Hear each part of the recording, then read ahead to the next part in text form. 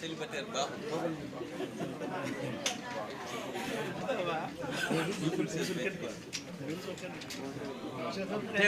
réseau des célibataires.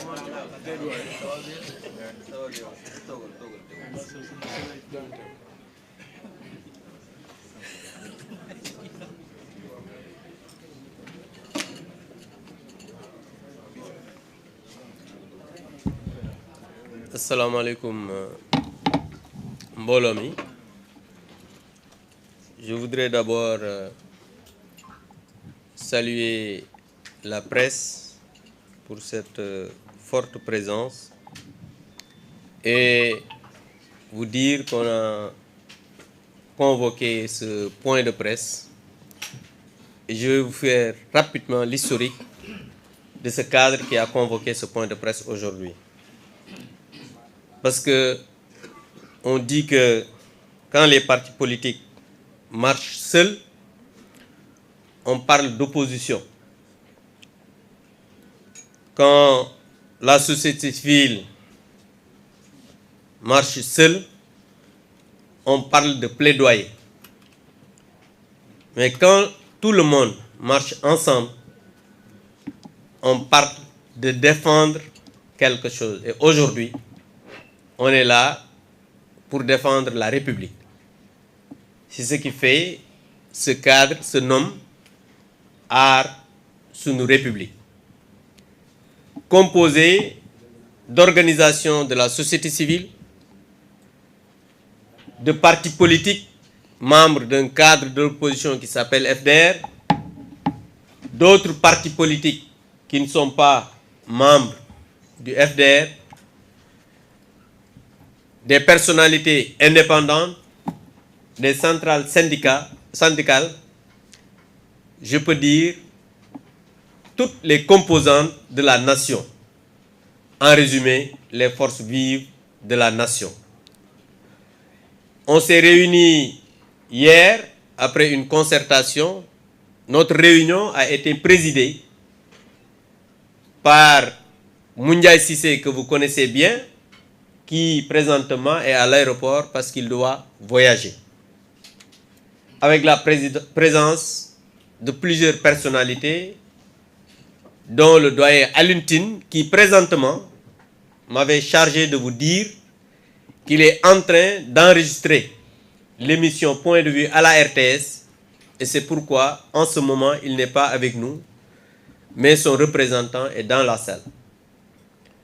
Après notre comité d'initiative, c'est-à-dire la réunion d'hier, énormément d'organisations qui n'étaient pas à la réunion, parce qu'il y a un article qui est paru hier et qui a donné les représentations au niveau de la réunion. Beaucoup d'autres organisations, partis politiques,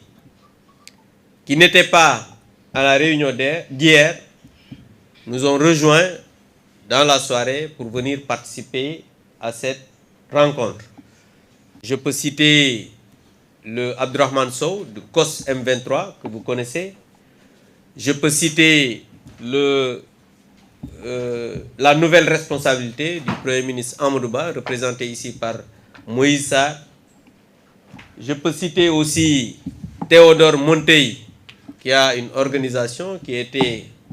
un parlementaire. Et je vous l'ai dit tout à l'heure, les organisations que vous voyez ici, partis politiques, organisations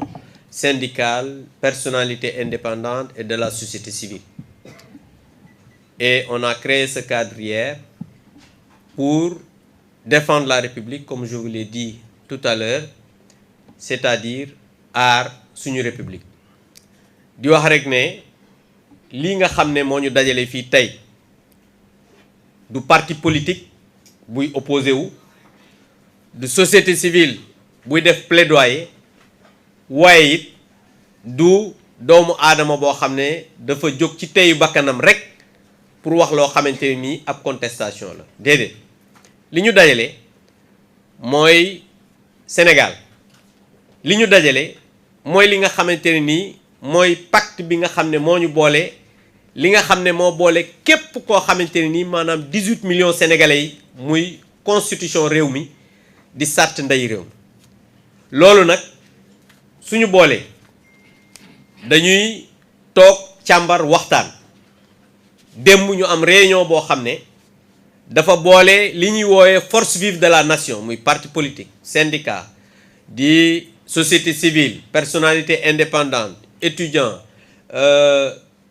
ak li nga xamante ni mën nañ ko woowee ay activistes ak képp koo xam ne daal république ñor na la ñu dajaloo waxtaan ne ñun kat suñu kàddu jamono jii ñu toll war naa jóg te bu dee jóg dafa war a jógandoo ensemble ñu wootee démb am réunion boo xam ne ki ñuy wax Moundiaye Cissé ñu xam ne mooy président COS fii tey ñu xam ne mi ngi ci aéroport dafay tukki moo tax teewul fii waaye vice président COS di Babacar Ba mi ngi ni toogal ñoom organisation société civile yi suñu doyen Alioune Tine bu Afrikajom Center jamono jii ñuy wax ak yéen mu nekk ci RTS di enregistré émission point de vue ne woon bu ñu ñëwee nuñ ko fesal looloo tax gisuñu ko fi waaye bu Babacar ñëwee ñoom organisation société civile toogal na leen mu am aussi yeneen organisation société civile yoo xam ne bokkuñu ci réunion démb bi waaye ci ngoon gi ak guddi gi ñoom ñëpp ak ay parti politique ñëw nañ ñu sof ci li nga xamante ni mooy cadre bi ñu boole tey mën naa ci wax Théodore Monteil ñu xamoon que ne député la mën naa ci wax Abdourahmane Diouf bu COS Petrogaz ay parti politique bu la nouvelle responsabilité bu président Amadou Ba Aly Ngouille Ndiaye aussi nekku fi mi ngi bitim réew waaye Mara Ndiaye teewal na ko fi comme parti politique yi nga xamante ni ñoo bokk ci FDR ñoom ñëpp ñi ngi ci biir cadre bi ak parti politique yoo xam ne bokkuñu ci FDR parce que am na ñoo xam ne bokkuñu FDR mën naa ci lim le juge Dème bi nga xam ne xam nañ ko Thierno Alassane Sall mën naa ko ci lim Talla Sylla mën naa ko ci lim tout à l'heure aussi nouvelle responsabilité lim naa ko ci ak parti politique yi nga xamante ne nii tey gëm nañ ne dañoo war a aar suñu république looloo tax ñu dajaloo jël li nga xamante nii mooy cadre bi ñu yor tuddee ko mouvement aar suñu république te buñ nee suñu république nag képp kuy sénégalais di nga ci gis sa bopp looloo tax ñu woote ndaje bi nga xamante ne nii mooy liñ koy woowee point de presse nga xam ne dañuy jàng la nga xam ne mooy bataaxal bi ñu tënk ci suñu biir ci français suñu paree am ku ko tënk ci wolof Babacar Ba bi nga xam ne mooy président du forum justiciable nekk vice président bu COS moom mooy tënk bataaxal bi ci nasaraan suñu paree ñu jox suñu camarade Talla Sylla mu tënk ko ci wolof ñu tàggoo ci ay kàddu yoo xamante ne nii yu rafet la lii moo doon li nga xam ne bëggoon nañ ko def comme introduction balaa ñuy jox la parole à notre camarade Babacar Ba mu tënkal ñu déclaration bi ci nasaraan je vous remercie.